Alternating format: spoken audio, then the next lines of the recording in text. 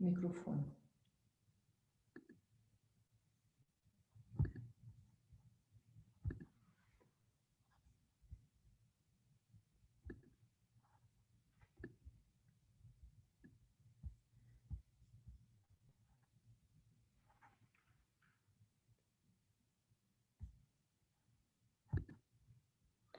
Muito bem.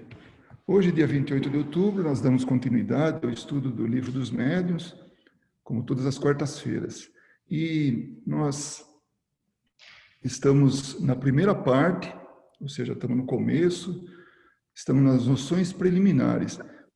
A primeira parte, ela tem essas noções preliminares, onde Kardec discorre muito sobre o tipo de espírita, o tipo de incrédulo, o tipo de candidato, vamos chamar assim, que acredite, ou que tem essa crença, ou aceite essas verdades espirituais. Nós estamos no capítulo 3, intitulado Método, e os itens que nós vamos buscar estudar hoje é o do 29 ao 31. Bom, só um lembrete, a gente estuda linha por linha, ou seja, lê linha por linha do livro, é um estudo realmente, leitura e estudo do Livro dos Médiuns, a gente não faz o resumo, nada. E sempre que necessário e possível, comentários, exemplos, para que a gente possa entender melhor. A participação é livre, como todos nós sabemos, basta que abra aqui o microfone, ou levante a mão e a gente vai poder atender. Então, nesse item 29, Kardec começa: os meios de convicção, né, aqueles que acreditam, aqueles que aceitam, né, a doutrina espírita, esse conhecimento espírita, variam extremamente segundo os indivíduos. O que persuade a uns não impressiona a outros. É verdade, porque cada um é um universo, cada um é um indivíduo. Então, cada um acredita naquilo que acha que é melhor para ele. Se um se convence por meio de certas manifestações materiais, outros por comunicações inteligentes, a maioria é pelo raciocínio. E é isso mesmo. Então, aqueles que aceitam, que são convencidos, ou que se convencem, é raciocinando, não tem outro jeito. Poucos são aqueles que aceitam por aceitar, porque nós somos seres que raciocinamos, que buscamos o entendimento de tudo aquilo que chega novo para a gente, qualquer novidade. Podemos mesmo dizer que, para a maior parte dos que não estão em condições de apreciá-los pelo raciocínio, os fenômenos materiais são de pouca significação. Quanto mais extraordinários são esses fenômenos, afastando-se bastante das leis conhecidas, maior oposição encontram. Então, a razão deles, dessas pessoas que não aceitam o fenômeno em si, fenômenos materiais, aquilo que pode ver, como era o caso das mesas girantes, por exemplo, né? Então, aquilo se movia, uma mesa ganhava vida, e então aqueles que estão observando, avaliando, veem nisso assim algo tão extraordinário, tão fora do comum, que, opa, eu não posso acreditar nisso, deve ter coisa, deve ter alguma mutreta aí no meio, né? E isso por um motivo muito simples, é que somos naturalmente levados a duvidar daquilo que não tem uma sanção racional. Cada qual o encara a seu modo e dá sua explicação particular. O materialista descobre uma causa física ou uma trapaça. O ignorante e o supersticioso, uma causa diabólica ou sobrenatural. Entretanto, uma explicação antecipada tem o efeito de destruir as ideias pré-concebidas e mostrar, se não a realidade, pelo menos a possibilidade do fato. Compreende-se antes de ver, pois desde que aceitamos a possibilidade, 3/4 da convicção foram realizados. Kardec, no começo, quando ele teve esse entendimento, quando ele começou todo esse trabalho da codificação, de escrever os livros, enfim, de fazer tudo isso que ele deixou como legado para a gente, ele achava que quando uma pessoa via uma manifestação material ou inteligente, por exemplo, através de um médium falando, né, ou escrevendo, ele achava que aquilo convencia as pessoas. Com o tempo, ele percebeu que não, que era um erro. Então, a pessoa tinha que primeiro ter essa explicação que ele está falando aí, né? Ele chamou assim, onde é que eu vi aqui? Aqui, cada qual encara seu modo e dá uma explicação. Não, não é isso aí. Podemos dizer que, na maior parte dos que não estão em condições de apreciá-lo pelo raciocínio, os fenômenos naturais são de pouca significação. Então, ele busca levar as pessoas a raciocinarem. Ou nós, se vamos apresentar para alguém, se temos essa oportunidade ou esse desejo, primeiro a gente tem que explicar, tem que dizer um pouco a respeito.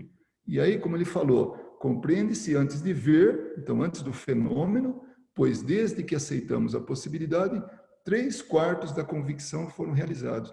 Então já é um grande caminho, mais da metade do caminho percorrido. Então essa aceitação se dá através do esclarecimento, da conversa, das explicações. E aí a pessoa já está prestes a estar convicta disso, né?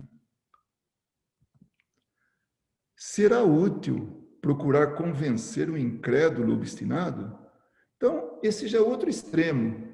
Então, se damos de cara com uma pessoa assim, a gente busca dar as explicações, se ele tem se ele toca no assunto, se tem alguma oportunidade. Mas ele é tão obstinado na incredulidade dele, será que vale a pena? Será que é útil? Aí ele fala, já dissemos que isso depende das causas e da natureza da sua incredulidade. Então, nós estudamos o tipo de incrédulo. Tem aquele incrédulo que é do sistema, aquele não, porque eu não acredito, não tenho, né? E não quer nem saber por quê, nada, e pronto, está definido. Outro, porque não tem coisa melhor para acreditar. Lembram disso? Nós falamos a respeito disso, né? Então, depende da causa e da natureza da incredulidade dele. Muitas vezes, nossa insistência em persuadi-lo o leva a crer na sua importância pessoal, que é uma razão a mais para se obstinar.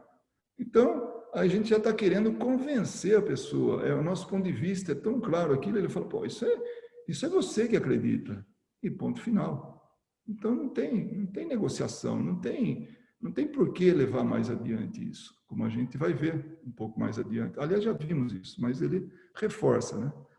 Aquele que não se convence pelo raciocínio nem pelos fatos, deve ainda sofrer a prova da incredulidade. Devemos deixar à providência o cuidado de encaminhá-lo às circunstâncias mais favoráveis. Um dia a ficha cai, um dia acontece um fato novo que leva ele a se preocupar com a realidade espiritual.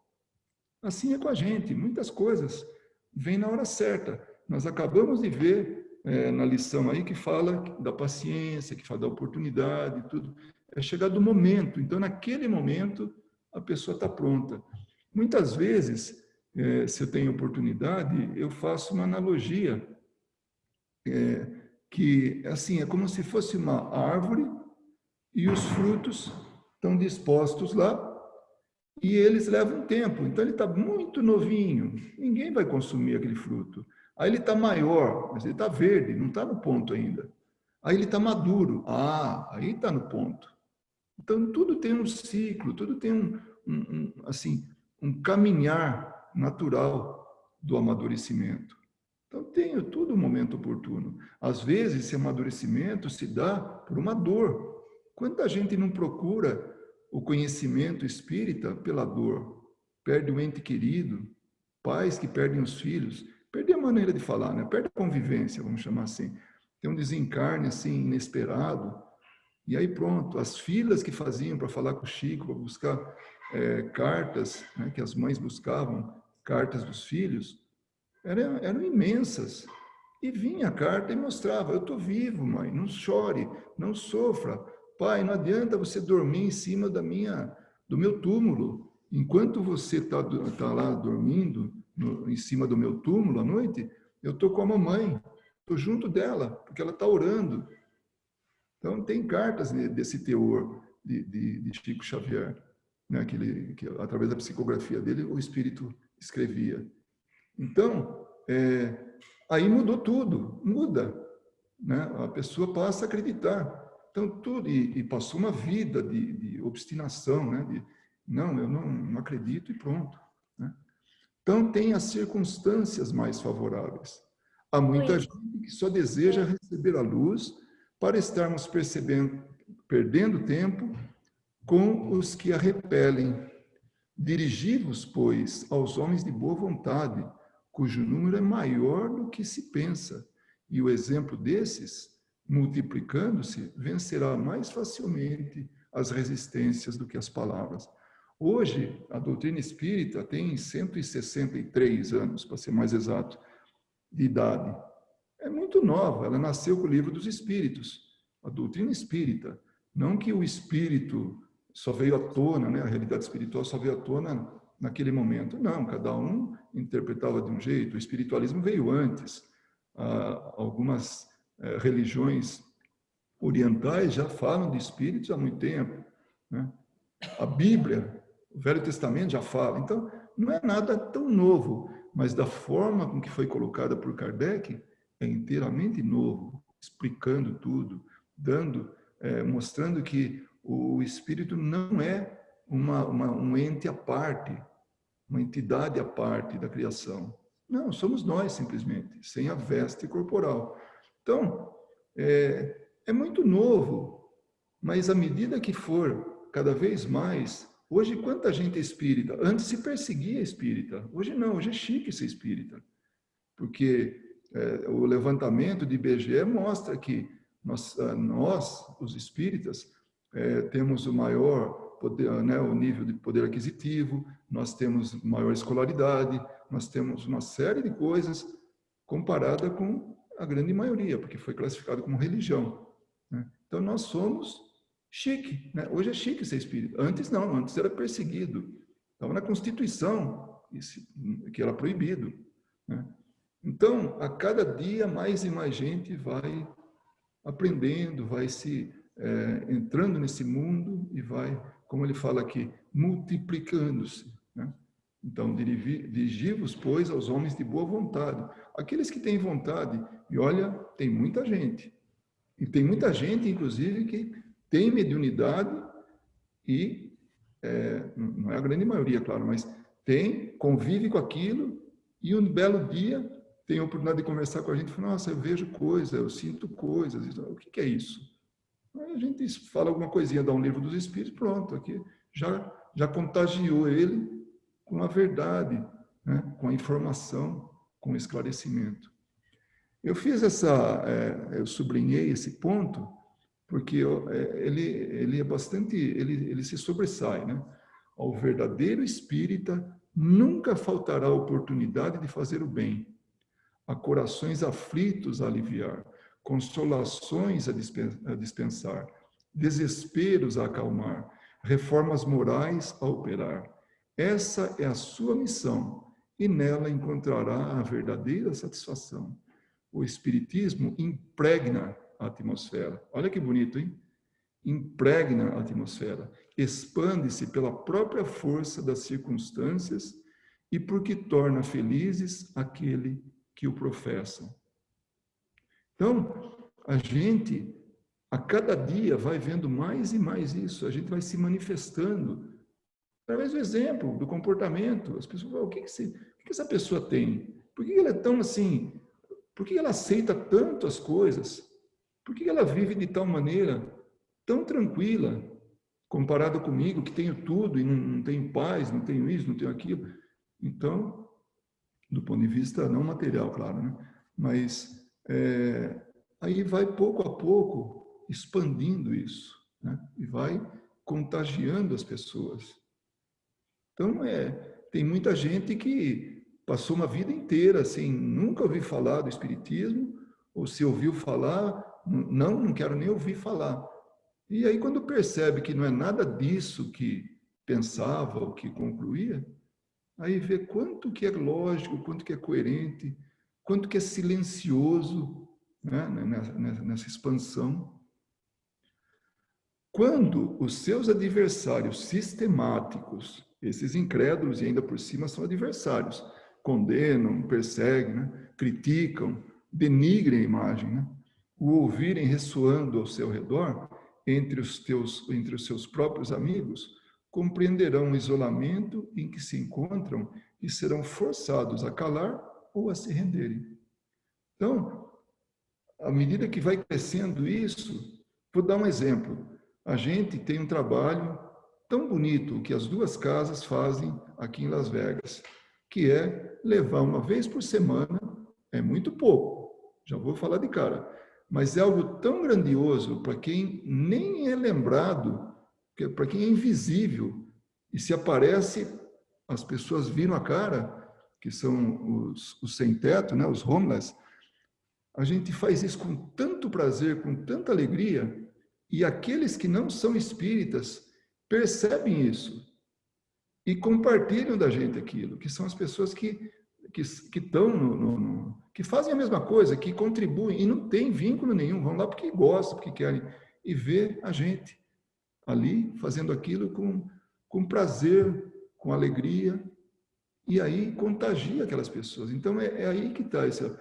Quando esses adversários virem ao redor os próprios amigos, eles vão ser os isolados, e não nós espíritas. Então, a tendência é isso. E depois não vai ter nem problema quanto à religião.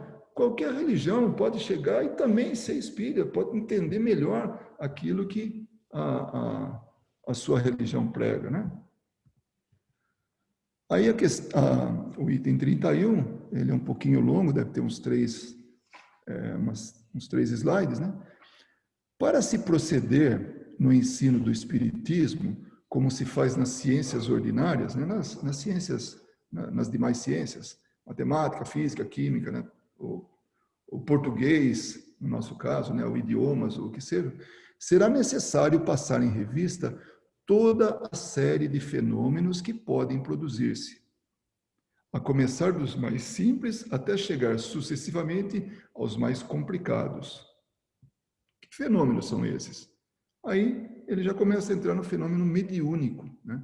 Então nós vamos ver um pouquinho mais ao longo desse item, né?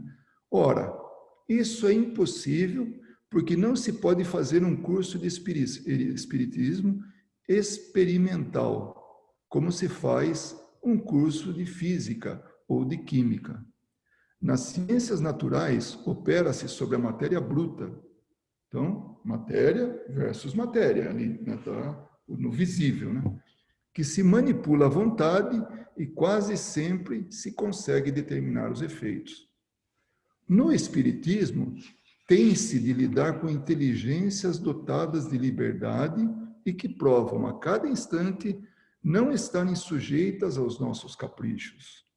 É necessário, pois, observar, esperar os resultados e colhê-los na ocorrência. Então, aqui ele está demonstrando como é que ele fazia o estudo e como é que deve ser feito o estudo, a experimentação, se nós vamos nos dar a essa tarefa, né? Então, observar, esperar o resultado e colhê-lo em seguida, né? Bom, e ele fala uma coisa importante: estamos lidando com inteligências dotadas de liberdade. Por quê? Porque são espíritos. Mas o que são os espíritos? São nós desencarnados. São indivíduos que um dia encarnaram, um dia tiveram uma experiência física, ou muitas, que é o normal, né? Aqui na Terra, e hoje estão na condição de espírito. Sem o corpo físico. Sem o corpo físico. E com toda a liberdade de pensamento, de ação, né, daquilo que está dentro do escopo do espírito, né, que ele pode ter de ação. Então, mais importante aqui também é não estarem sujeitas aos nossos caprichos. Quem fica sujeito aos nossos caprichos são aquelas entidades que não têm o que fazer, que estão no mundo espiritual com muito tempo a perder. Porque aqueles que raciocinam, aqueles que fazem um trabalho sério, que buscam fazer um trabalho sério, esses não estão à nossa disposição. Esse a gente tem que combinar com hora marcada. É num grupo de estudos, como agora, é num grupo de trabalho mediúnico, com horário para iniciar, com horário para terminar, porque é que nem a gente, eles têm uma agenda, então eles têm os seus compromissos. Por isso, declaramos energicamente que todo aquele que se vangloriar de obtê-los à vontade não passa de um ignorante ou um impostor, porque ninguém está à disposição dele. Então, se eu falo, não, tem o meu mentor, né, ele já chama de mentor, o meu guia, está aqui, né, do lado, o meu gênio, né, está aqui, e ele está à minha disposição. O que você quer saber que ele já vai dizer? Ou é ignorante ou é impostor. Ou aquele espírito não passa de um espírito brincalhão que está tomando o tempo precioso daquele que deveria estar usando o tempo para alguma coisa séria, né? Estou falando encarnado. Então, junta os dois, né? Aí pronto. Eis porque o verdadeiro espiritismo jamais servirá para exibições, nem subirá jamais aos palcos. Então, ele está dando uma advertência para a gente. Ah, vocês querem saber sobre manifestações espíritas? Vocês querem saber como desenvolver a mediunidade? Vocês querem saber trabalhar isso, estudar, assim, experimentar o espiritismo no lado prático? Então, leva isso em conta. O verdadeiro espiritismo jamais servirá para exibições, nem subirá jamais aos palcos. Então, não é show, não é nada disso. Eu vou contar para vocês uma experiência que nós tivemos numa casa espírita no interior de São Paulo. A casa, nos dias de estudo, não tinha ninguém. Palestra tinha um pouquinho mais de gente. Mas no dia que tinha trabalho mediúnico aberto ao público, enchia a casa. Era algo assim impressionante.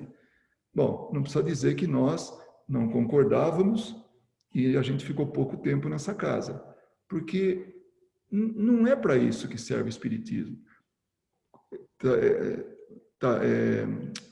Tarefas mediúnicas, trabalhos mediúnicos são privados, porque ali, inclusive, é uma questão de respeito, porque algum espírito que se apresenta está em situação muito, muito ruim, de dificuldades. Então, vocês imaginem fazer uma sessão terapêutica com um monte de gente assistindo. Não dá. É a mesma coisa. O espírito está sendo ajudado, está sendo aí auxiliado para que saia da situação que ele está, que ele é trazido para aquela reunião pelos espíritos que fazem a coordenação daquele trabalho. Então, eles estão com propósito. Agora, em público, assim, não está correto. No mínimo, não há respeito. Então, o espiritismo não pode subir aos palcos. Então, era uma coisa interessante. Trabalho, sexta-feira, que tinha lá naquela casa, enchia de gente. Ficava gente do lado de fora, olhando pela janela.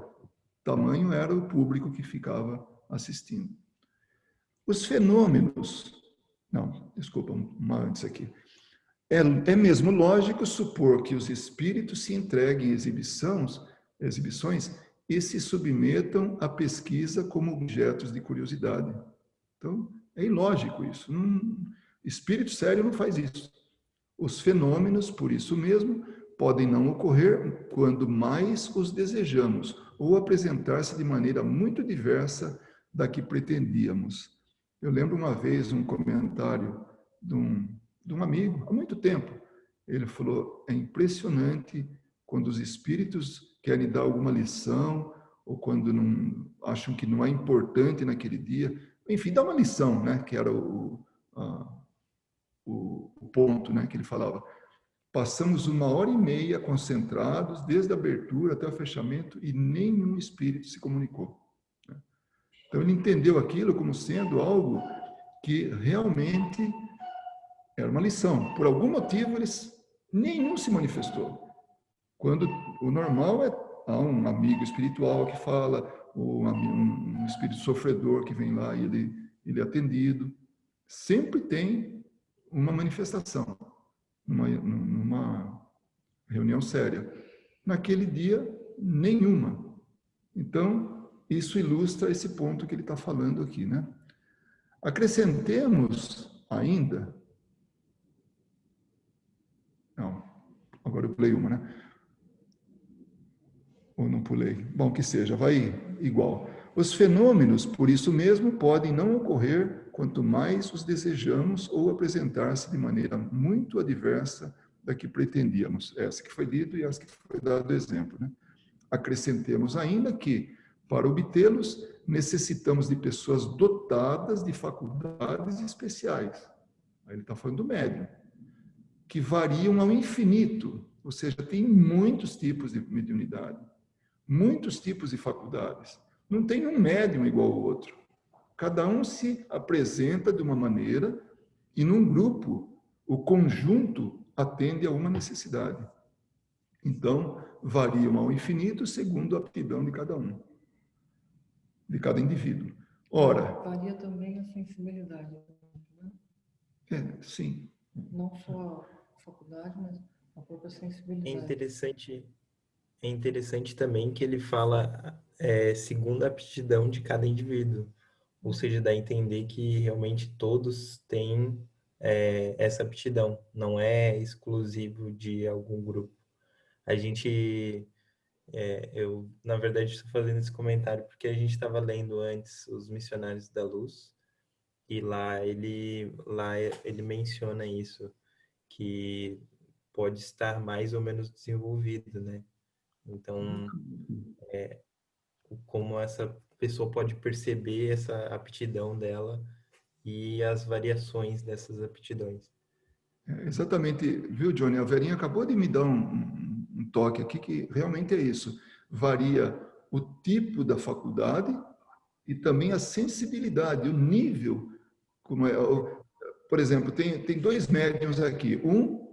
Os dois são videntes, né? Então, porque por um tipo de aptidão dele, isso pode ser orgânica, né? Inclusive, ele desenvolveu essa faculdade. Então, os dois têm a mesma faculdade, a vidência. Conseguem ver espíritos, conseguem ver o plano espiritual, né? Um consegue ver espírito simplesmente como uma mancha. Ele mal sabe dizer se é homem ou se é mulher, né? Então, ele vê ali, ele sabe que está vendo um espírito. Não, tem um espírito aí. O outro vê com detalhes que vão assim, nas minúcias.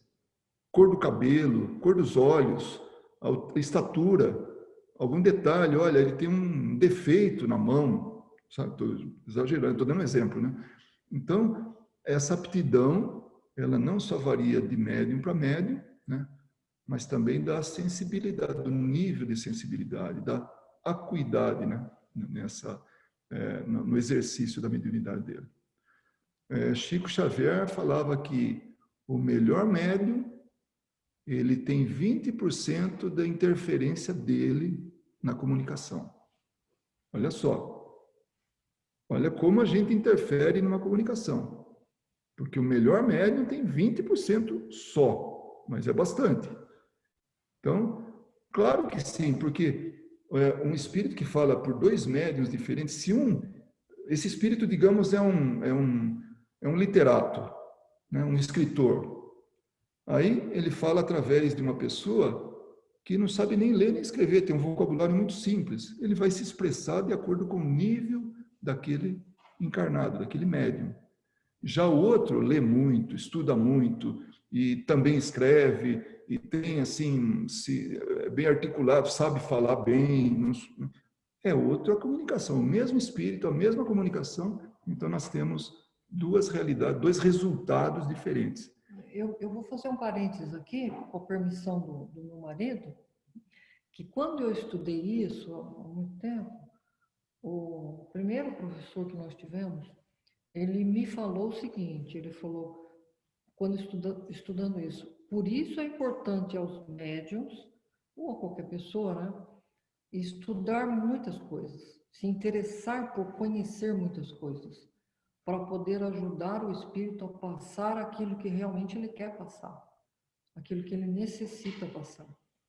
Então, é necessário estudar muito, ser curioso através de outros assuntos. E vários assuntos. Vários assuntos. Isso é muito interessante, porque realmente, se uma pessoa vai falar com um espírito, e às vezes ele fala com um espírito muito mais inteligente que o doutrinador, o dialogador, né? E então, quanto mais ele tiver de conhecimento, de cultura, tudo, ajuda, ajuda muito isso. Então, é mais um exemplo. Então, o espiritismo é algo que é assim, eu não sabia, eu vou dar, olha, o exemplo talvez nem se aplique, principalmente para quem é vegetariano, né? Por favor. Sabe aquela fila, aquela fieira de salsicha, né? Uma grudadinha na outra, assim? São indivíduos, tudo, mas está tudo que nem um colar de contas. Talvez fosse até melhor o colar de contas, mas agora já faz salsicha. Então, que seja. Você puxa uma, aí vem outra, vem outra, vem outra, vem toda a turma, né? É mais ou menos isso. Quando a gente se envolve com o espiritismo, a gente começa a perceber um assunto aqui, outro ali, outro, que é tudo relacionado ou correlacionado. O espiritismo ele é muito específico, mas é muito generalizado. Então tudo faz parte, porque é filosofia, é ciência e consequência moral. Então, Luiz, até comentando sobre o que você tinha falado antes, que é tido como o espírita é, né, bem de vida, é inteligente, Não, na verdade é consequência da inteligência que fez ele encontrar o espiritismo, entender, e é o contrário, né? Então, sei lá, se é bem de vida, é porque estudou muito e conquistou várias coisas, vários conhecimentos para estar onde está também, sei lá, até financeiramente falando, né? Então, é ao contrário, né? Claro que a gente falou o que o IBGE aponta, né? Que nós estamos classificados, mas as pessoas, existem pessoas simples, mas do entendimento muito grande. Nós temos um Moral, exemplo de uma pessoa que convive com a gente, que convivia, né? Porque está aí no Brasil, de uma simplicidade impressionante, assim como mas uma humildade, não falava quase nada, mas quando abria a boca, olha, era uma lição assim, sem precedentes. Era realmente, vou até dizer o nome dela, que um dia se conheceu, se ouvia aí, se ela ouvia assistir, porque ela procura muito esse tipo de coisa. O nome dela é Isabel. É um privilégio ter essa mulher como amiga e companheira de trabalho, de estudo, assim, no caso do espiritismo. Então, você tem razão, Carol. Em termos assim do que o IBGE levantou, tudo, são pessoas que têm a mente um pouco mais aberta, né? Mas isso não está restrito ao poder aquisitivo, nada, porque tem pessoas que são realmente simples e têm essa visão, né? Bom, seguindo aqui, nós falamos que varia o infinito, né? Que as aptidões mudam e também tem a sensibilidade de cada um, né? Ora, sendo extremamente raro que uma mesma pessoa, tenha todas as aptidões, a dificuldade aumenta, pois seria necessário dispormos sempre de uma verdadeira coleção de médiums, o que não é possível. Algumas pessoas fazem um comentário, como exemplo, que a gente pode muito bem pode usar ele, né? Que é o caso de Chico Xavier. Dizem que ele era o livro dos médiuns na prática. Tudo que era faculdade mediúnica ele tinha. Tudo. Claro que ele foi sendo utilizado, ou ele próprio buscou ser utilizado para aquilo que era mais útil. A psicografia, a psicofonia. A psicografia é por causa dos livros que ele deixou, né? A psicofonia porque ele trabalhava junto aos trabalhos de desobsessão, que para ele era muito importante. E também as cartas, né, de entes queridos, né, desencarnados. Mas ele manifestou um monte, era de cura, era de materialização, era de desdobrar, ele se desdobrava com facilidade, ele tinha dupla vista, enfim, é tudo aquilo que o Livro dos Espíritos tinha, ele tinha. Mas vocês veem que como é interessante? Deixa eu só terminar isso aqui, Verinha. Desculpa. Então, isso que ele está falando aqui, essa verdadeira coleção de médiuns num só, né, é uma pessoa só. Não tem muitos mais por aí no mundo. Não precisa nem contar nos dedos, porque é muito difícil. São pouquíssimos. Isso é bem raro mesmo, né? Existe, mas são raríssimos. O que eu ia falar é que quando o Chico começou a manifestar todo tipo de mediunidade, inclusive a de materialização, Emmanuel chegou para ele e falou: "Olha, você vai ter que parar com esse trabalho, porque a sua tarefa é a psicografia, que é a mais importante, né? E a psicofonia." Então ele acabou dando mais ênfase, né, para escrever. Mas junto aos amigos, junto às reuniões mediúnicas lá, o que a gente sabe é que havia materialização, havia curas e tal, né? Mas bem menos do que a escrevente, que foi a tarefa que ele veio cumprir. E o resultado está aí. Olha, nós abrimos com um livro, né, o Pão Nosso. Então, é raro quando a gente não tem uma reunião, uma leitura, um trabalho, o que seja, que não tenha um livro que não foi escrito pelas mãos dele, pela mediunidade dele. Então, aqui os espíritos, livros de estudo, livros científicos, o caso de André Luiz, tantas coisas, né? Os romances. Nos dá o suporte para os trabalhos, né?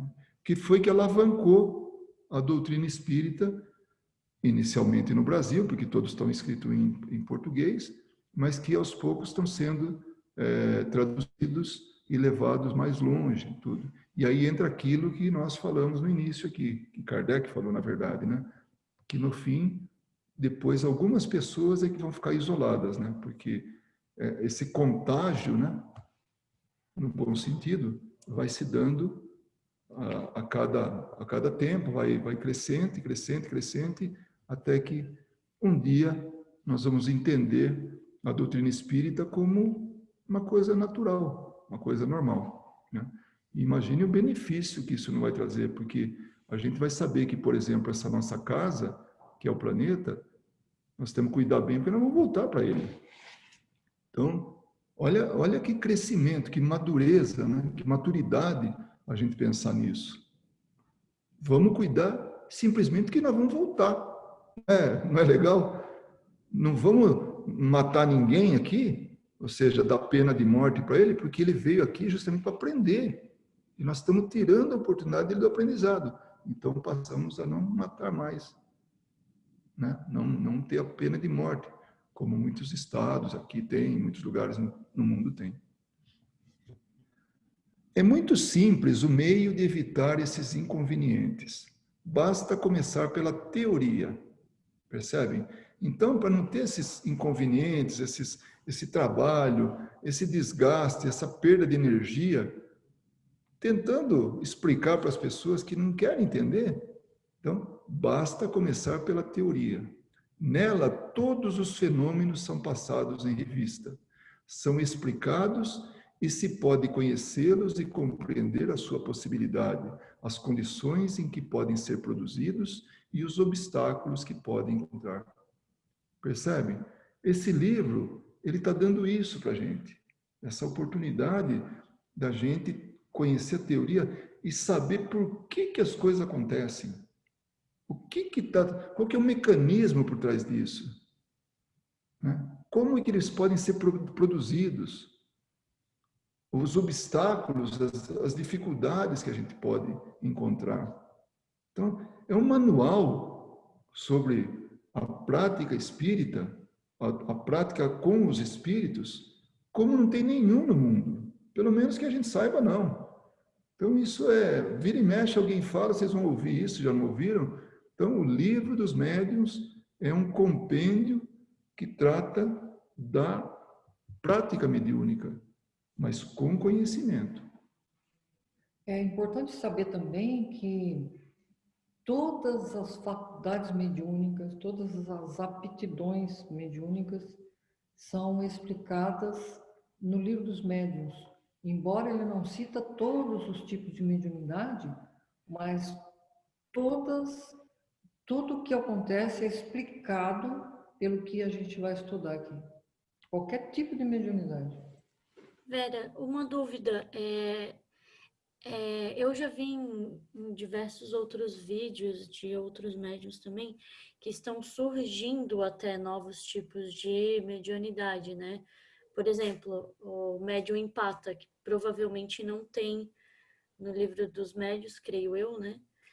A questão de empatia, de chegar no local e sentir muito o local, até pessoas que passam mal, né, de estar no local e não compreender, ou compreender uma sensação que está vindo de alguém, né, e aí poder ajudar, de certa forma, até aprimorando mas de fato isso está ocorrendo, essas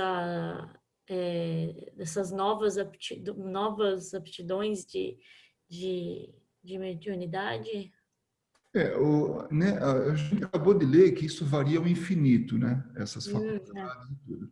Então, já que varia, já que vai ao infinito, né, variando até o infinito, é muito difícil você relacionar isso tudo numa obra.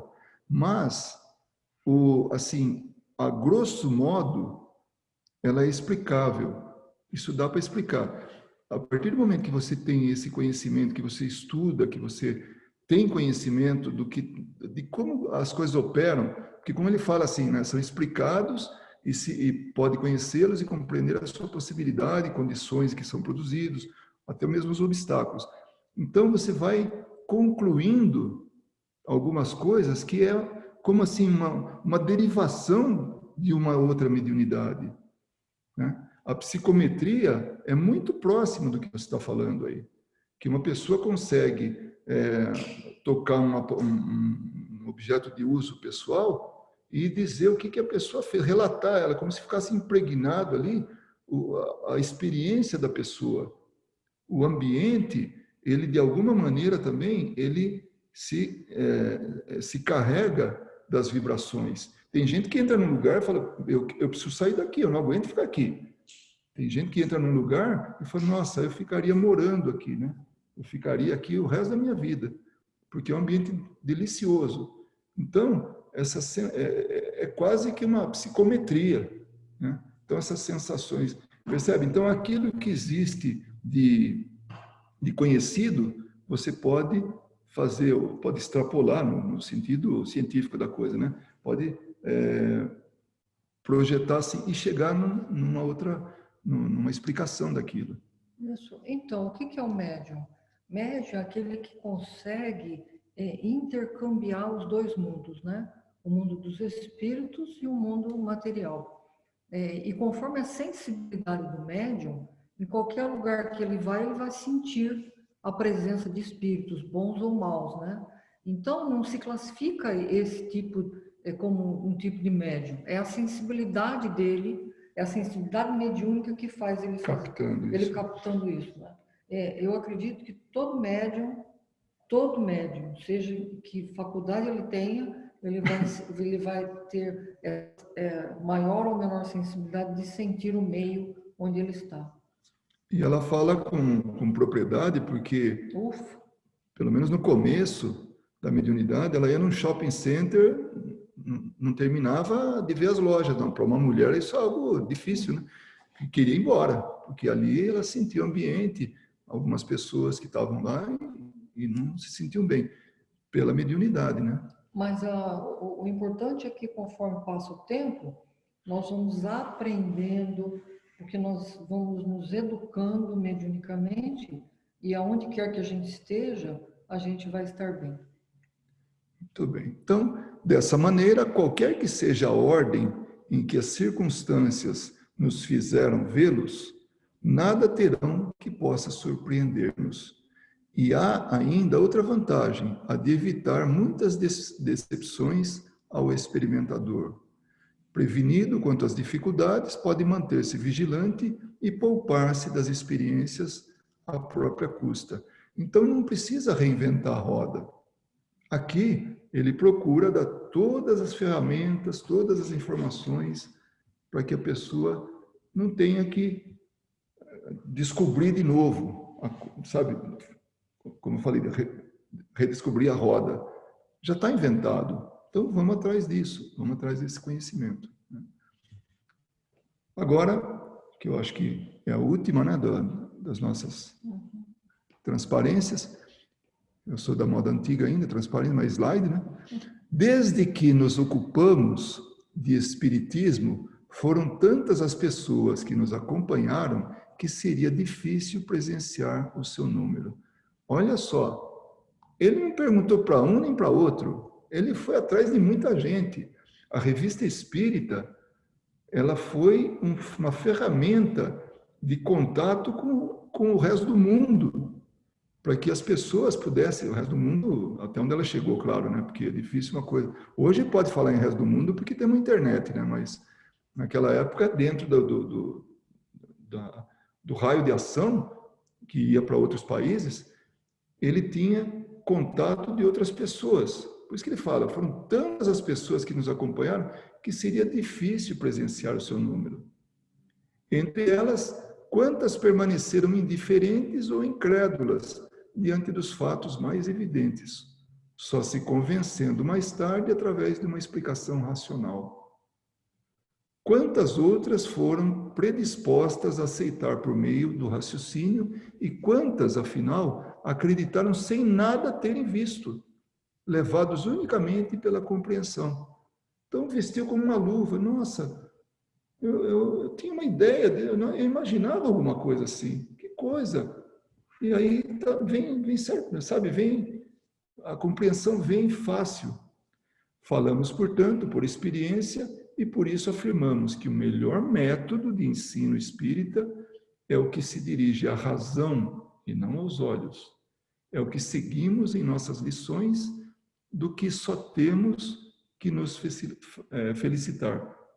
Então, o que ele está falando isso aí? É estudo. Então, se a gente vai falar com alguém, a gente tem que ter conhecimento do que está falando. Se a gente quiser tocar a razão de alguém, né, a gente precisa saber do que está falando. Então, sempre se fala no estudo, amai-vos e instruí-vos.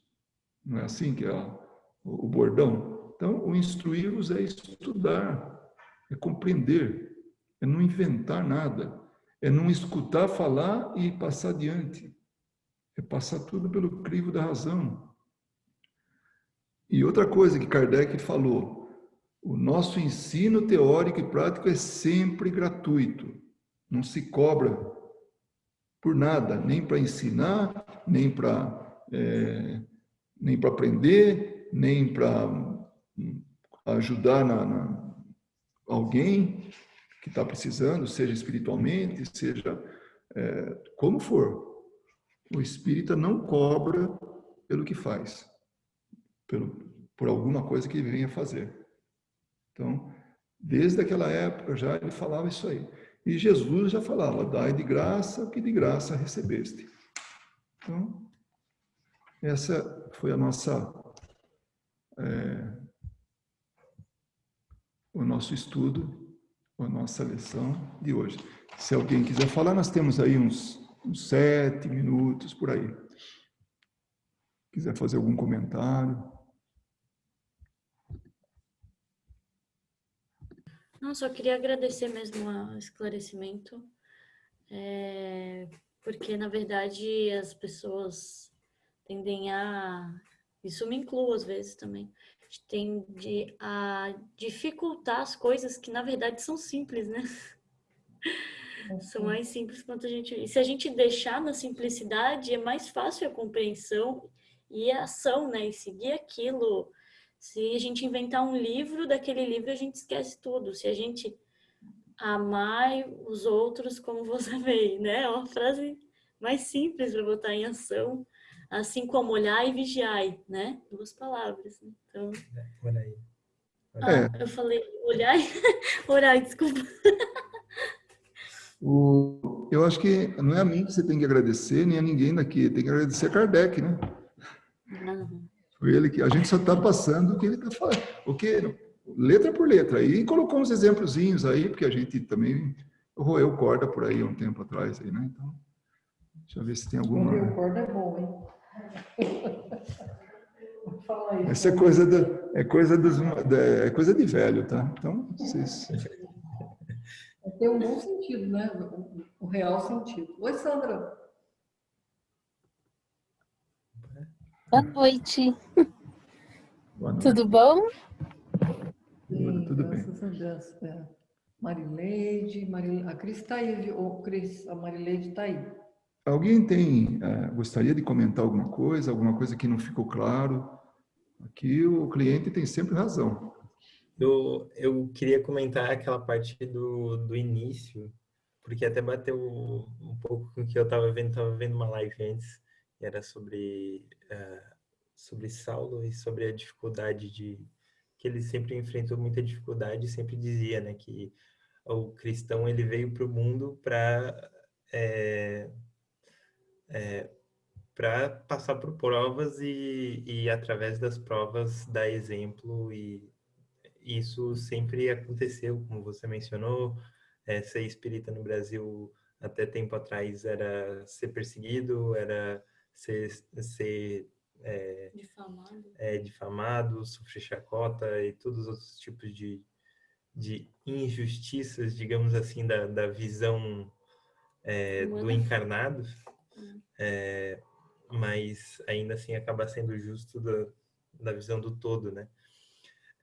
Mas era uma parte que falava sobre ir atrás dos que são bons, e isso eu acho essencial, sempre achei essa uma das coisas, assim, talvez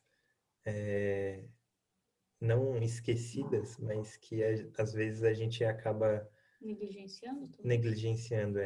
Era isso que eu queria falar, que em certos momentos a gente tenta acabar convencendo pessoas do nosso dia a dia, do nosso círculo social, e muitas vezes é como você falou, o fruto ainda não está pronto para ser tirado do pé. E isso significa o quê? Que a gente tem que, naquele momento, dar as costas e esperar ele amadurecer, esperar o tempo chegar. E falar para aqueles que são os bons de ouvir, né? Usar a nossa vontade de passar a mensagem para frente para aqueles que estão com os ouvidos abertos e não gastar as palavras contra o vento. Assim. Eu acho que um bom exemplo é criança. Tem coisas que você vai ensinar para criança que se você falar não para ela aos 1 ano de idade, ela não vai entender o que significa o não. A gente já é adulto, a gente já sabe o que significa o não. Mas a criança não vai entender, porque eu estou lendo muito livro sobre disciplina positiva, né? Mas daqui a um tempo ela vai entender o não e o que significa ele. Então, acho que ajudar as pessoas é a mesma coisa, né? Tem gente que não vai entender aquilo que você tá, porque é o teu ponto de vista, é o que você estudou, é o teu conhecimento. Quem sabe chega um momento que ela vai compreender e vai vir o... Né? O Kardec falava, bom, quando ele percebeu o que realmente era aquilo que ele estava tendo contato, ele pensou, puxa, isso aí pode mudar o mundo, né? E então, nós mudamos o mundo, primeiro mudando a si próprio, como indivíduo, e depois a gente vai passando isso para os outros, se não com palavras, com exemplo, né? E vai assim. Então, essa tarefa nossa, deixa eu só falar rapidinho para o pessoal, ela falou de estar lendo um monte de livro de criança, porque ela está grávida, tá? Então, agora fica, né? Então, ela está buscando informações a respeito, né? Então, bom, não sei se era para falar, não tem problema, né? Então, a gente vai contagiando as pessoas, né? Bom, o nosso Cuco, ele é implacável, tá? Então, a gente vai ter que terminar agora. Eu gostaria de saber quem que gostaria de fazer a prece de encerramento. Eu posso fazer, se ninguém quiser fazer, sem problema.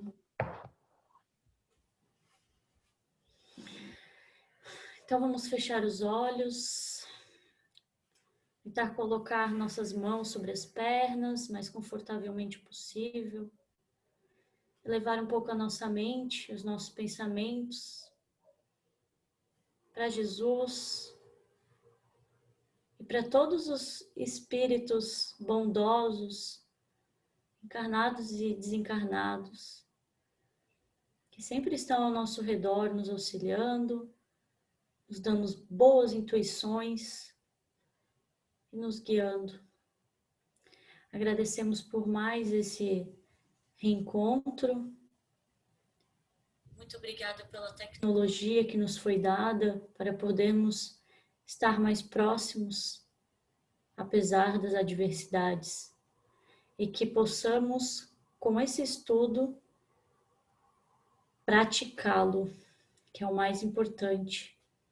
Absorvermos durante essa noite e a partir de amanhã um novo dia de práticas, para então assim sermos exemplos para as outras pessoas e conseguirmos mudá-las também, não apenas por palavras, e sim exemplos. Agradeço a presença de todos e a oportunidade, e agradeço principalmente ao nosso Pai Divino. Que assim seja.